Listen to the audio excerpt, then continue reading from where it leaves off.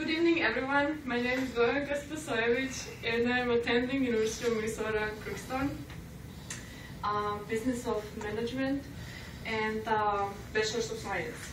One of the courses that I'm taking in university is public speaking, and one of the assignments for that class is one of the speeches that I have tonight to present to you. My presentation is going to be about senses. First, I'm going to be talking about senses in general. I'll name them, what they are. And then next, I will be talking about them individually a little bit more in detail. The description for definition, actually, for senses are there's psychological capacity for organisms that provide data and perception. So there's sight and hearing, taste, smell, and touch. Those are actually the 5 traditional ones. They're all the most recognized in humans. The nervous system has the specific organ that actually detects each of the senses.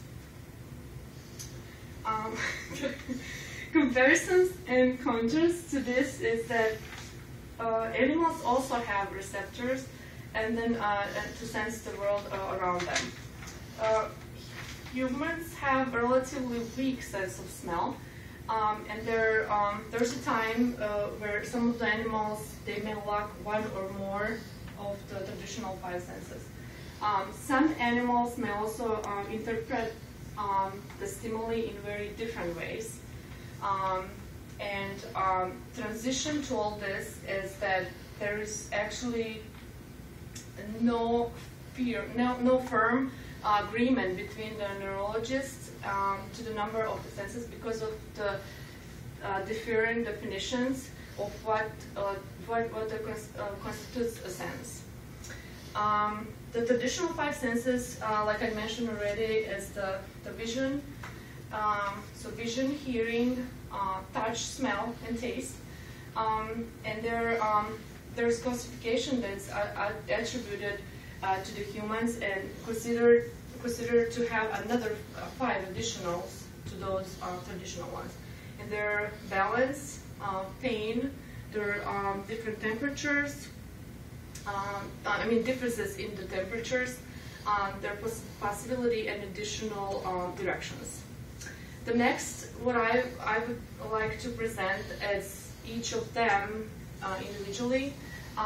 The first one would be the visual perception, and definition for visual perception is the ability to interpret the surrounding of environment by processing information that is contained in, usually it's in a visual light.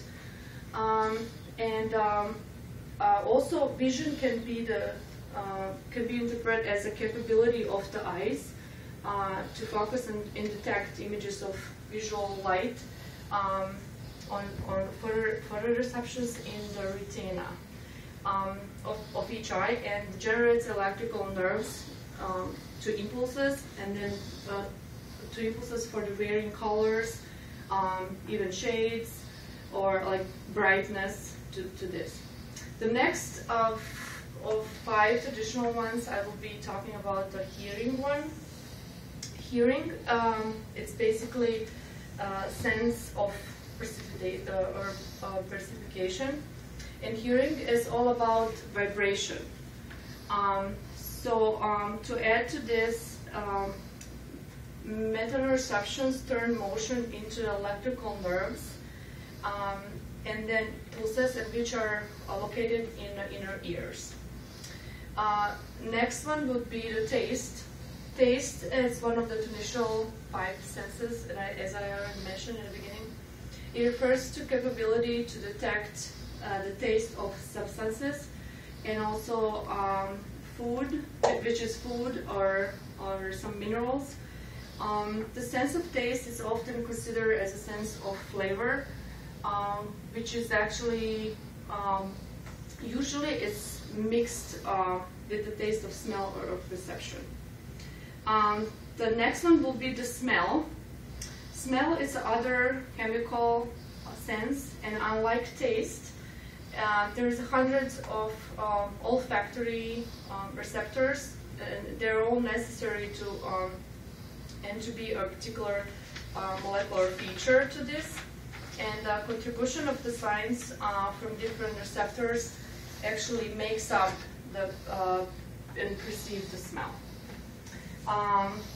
So the next one would be the touch.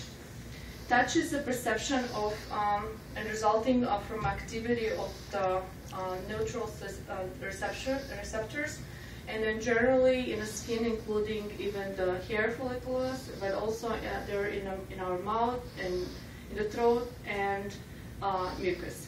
Touch is associated with the contact. Well, in my conclusion here, everything like in nature, so feeling fresh air on your face, or even smelling blooms at the park.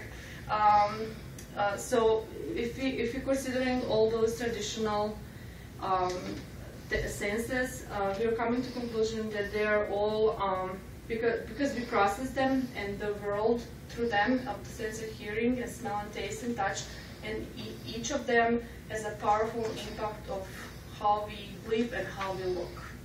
Thank you.